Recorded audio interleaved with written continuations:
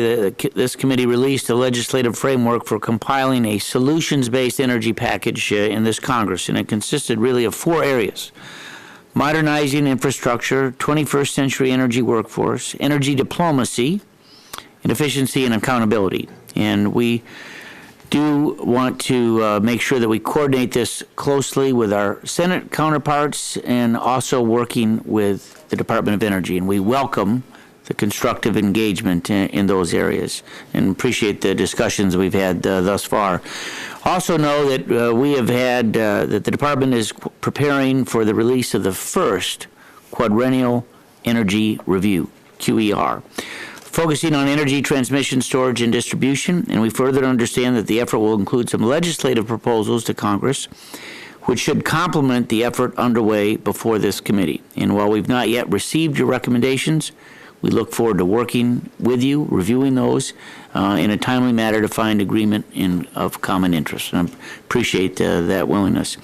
Recognizing that the legislative process is about give and take, we hope that you'll be able to be open to our ideas as we seek solutions to permitting challenges and infrastructure bottlenecks to resolve those. We also think that it's important to think about ways how we can use our energy resources and the department's role in securing resource development as a source for global good. And I know that you have been personally involved in for many, many months, discussions with our allies in Eastern Europe and around the world, our partners in Canada and Mexico, and I wonder if you might expound on those in the remaining time that I have. Some of those. Certainly, thank you. And first of all, let me again assure you publicly what we've discussed privately, that we look forward to working on the framework that you've put forward. All of those issues are very dear to what we are doing, especially the accountability of Congress was in that fourth part. You don't have to worry about us, right? With regard to the international events, I'll mention 2 of those. Yes, one is Ukraine. You effectively alluded to, and our people, led by our emergency response people, but bringing in others, Red Cross, FEMA, Canadians have been very helpful. We have sent teams over to Ukraine now 3 times.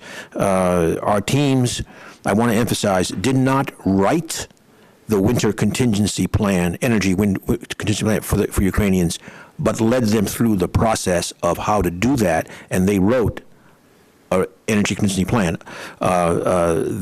It also identified correctly the problem that there was going to be with coal, for example, this winter, and some other problems.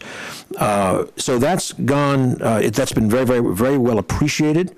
The Ukrainian government is asking us now to do more, which we had a fact-finding group go there a week before last. They would like training. They would like to know how to manage emergency response. They want to know about energy modeling. These are all, I think, very helpful tools for them. But that's where I think we will need some discussion with the Congress and other parts of the administration as to how we can respond to that. We go out to North America. In December, we had a very, very, very positive trilateral energy ministerial with Canada and Mexico. One result is we agreed that we should do it every year, at least, which is progress.